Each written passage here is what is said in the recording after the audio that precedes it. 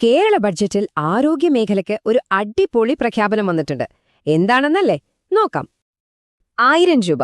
അതെ, ഈ സംഖ്യയാണ് ഇപ്പോഴത്തെ പ്രധാന കാര്യം.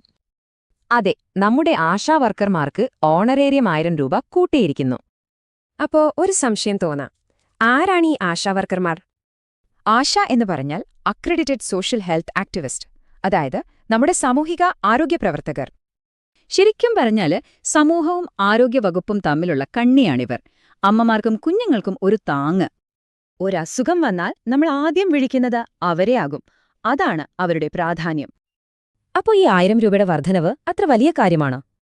ഇതൊരു പൈസയുടെ മാത്രം കാര്യമല്ല, അവരുടെ കഠിനാധ്വാനത്തിനുള്ള ഒരു അംഗീകാരം കൂടിയാണ്. അതായത് ആശാവർക്കർമാർക്ക് നൽകുന്ന ഓരോ രൂപയും നമ്മുടെയെല്ലാം ആരോഗ്യത്തിനുള്ള ഒരു മുതൽക്കൂട്ടാണ്.